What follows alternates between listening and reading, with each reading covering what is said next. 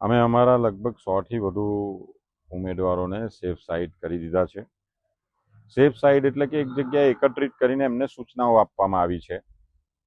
કારણ કે ભારતીય જનતા પાર્ટી એમના નશાના સટ્ટામાં ચૂર બની છે અને એમણે બેફામ રીતે ક્યાંક પૈસાની લાલચ, ક્યાંક ધમકીઓ અને સરકારી તંત્ર પણ આખું એમની સાથે કામ કરી રહ્યું છે. પોલીસ હોય કે અધિકારીઓ હોય, પણ સીધા ઉમેદવારો પર પ્રેશર લઈ જઈને એમને બ્લેકમેલિંગ કરવાનું કામ કરી રહ્યા છે. અમારા એક પીઢ આગેવાન એમની ઉપર એમની પોતાની કોરી ચાલે છે, એમના ઉપર એક્સપ્લોઝિવનો કેસ કરીને એમને દબાવવામાં આવ્યા અને એમનો જિલ્લા પંચાયતનો ઉમેદવારને પણ ફોર્મ ખેંચવા માટે મજબૂર કર્યા. ત્યારે આ એક લોકશાહી માટે ખતરારૂપ નિશાની છે અને સરમુખત્યારશાહીની મજબૂત શરૂઆત ભારતીય જનતા પાર્ટીએ કરી દીધી છે. કારણ કે એમને ખબર છે કે આમ જનતા એમની સાથે નથી.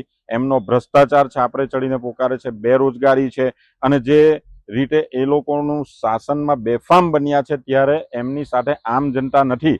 એટલા માટે જ એમના ઉમેદવારોને બિનહરીફ કરીને સત્તા પર ટકી રહેવાના આ છેલ્લા હવાટિયા મારી રહ્યા છે. પરંતુ આવનારો સમય એ પરિવર્તનનો સમય છે અને અમારા કાર્યકરો, અમારા ઉમેદવારો નીડર બનીને લડવા માટે તૈયાર છે અને આવનારા સમયમાં અમે મક્કમતાપૂર્વક એમનો સામનો પણ કરીશું.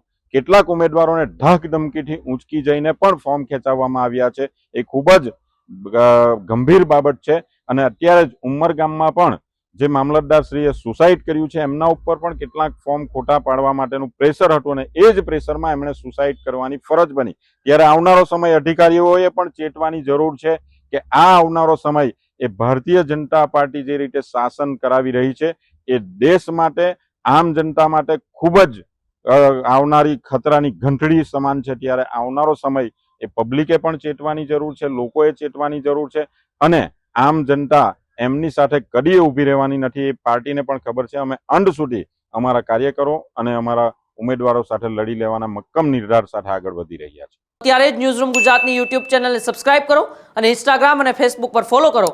અપડેટ રહો, સત્યની સાથે રહો.